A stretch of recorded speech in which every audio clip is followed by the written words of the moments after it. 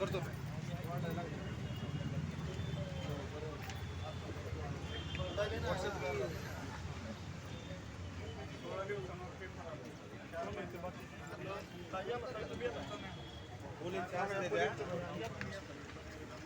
Bite घेणार बघ ना, बाई कोण आहे. बाईट घेणार कोण आहे का बघा.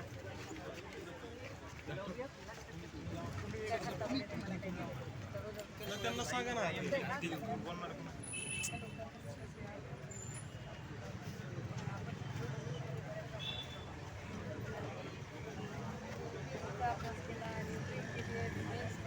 यशोदाला ऑफिसर राहिले, मी पिवळा दिवा घेतलाय, त्या सगळं करून बसले सगळं. आणि मी आता स्वतः UPSCला शिकवते पण पॉलिटिकल सायन्स. माझं हॉस्पिटल मराठीला माझं पुस्तक सिलेबसला आहे. माझं मी अकॅडमिक्समधली आहे. मला जे शक्य आहे ते करेन. फक्त माझे हे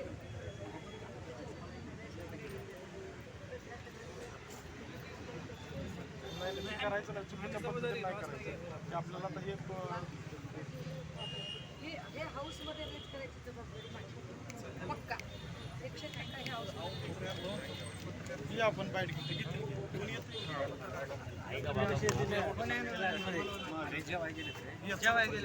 जेवायला गेले तो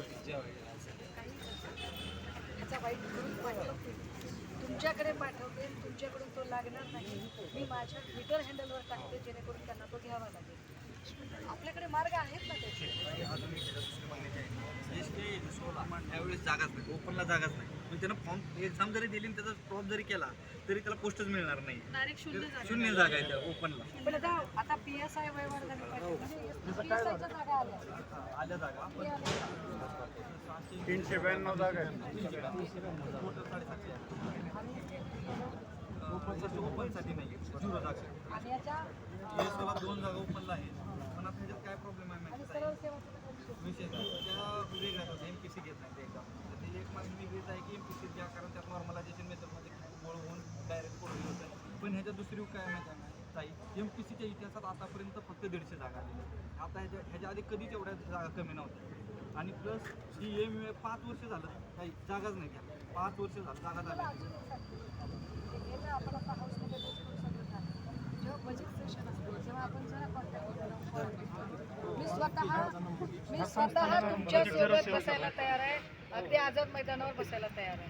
पहिला मुद्दा सगळ्यात जास्त थकत नाही मी अजिबात. आताही तुमचा नंबर ना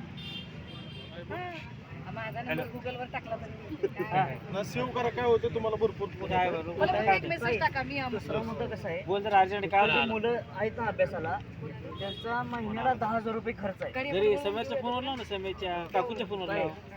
10,000 रुपये महिन्याला यांचा खर्च आहे. काय अरे हाय सगळं भारती सारथी आणि महाज्योतीच्या जागा अतिशय कमी केल्या सगळे त्यांनी. हॉस्टेलला राहणार आहे.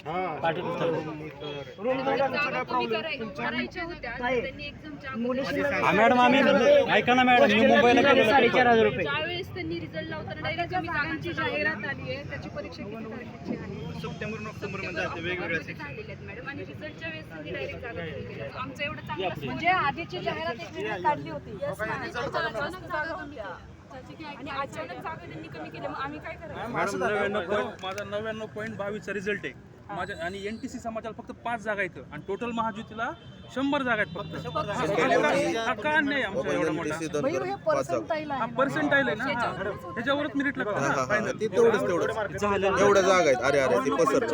आणि धनगर समाजाला फक्त 5 ते 10 जागा मिळाल्या त्याच्यामध्ये. आता हजारावरून 100 कमी होत. रिझल्ट लागल्याशिवाय आम्हाला जागा कळत नाही. त्या आधी जागा तर कळायच्या. रिझल्ट लागल्यावर कळतं की जागा आहे. मॅडम आम्ही पेपर ऐका ना मॅडम आम्ही पेपर द्यायला मुंबईला एकदा गेलो, सातारला एकदा गेलो. आम्ही गेलो नसताना एवढं खर्च करून 2,000-3,000 रुपये घालून. मेरिट 91-92 पर्यंत पण लागले. OBC मध्ये 99.4 आहे मला. 99.5 वाले पण फेल. कारण 1000 जागांचे एकदम 100 केल्यामुळे. आणि मॅडम फक्त महायुतीच्या केल्यात. मुद्दा आहे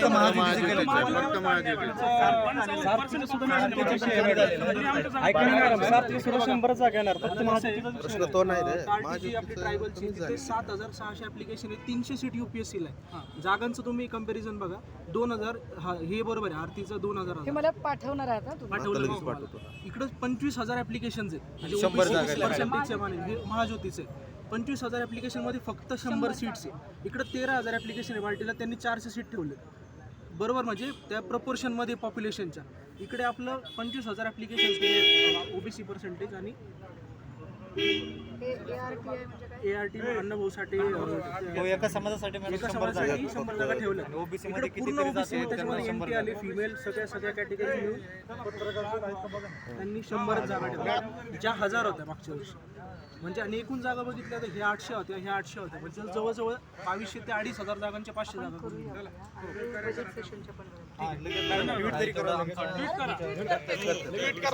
तुम्ही माझ्या ट्विटर हँडलला चेक करा. धन्यवाद. चला आतमध्ये या चला विद्यार्थ्यांना पोलिसांना त्रास देऊ नका आतमध्ये चला.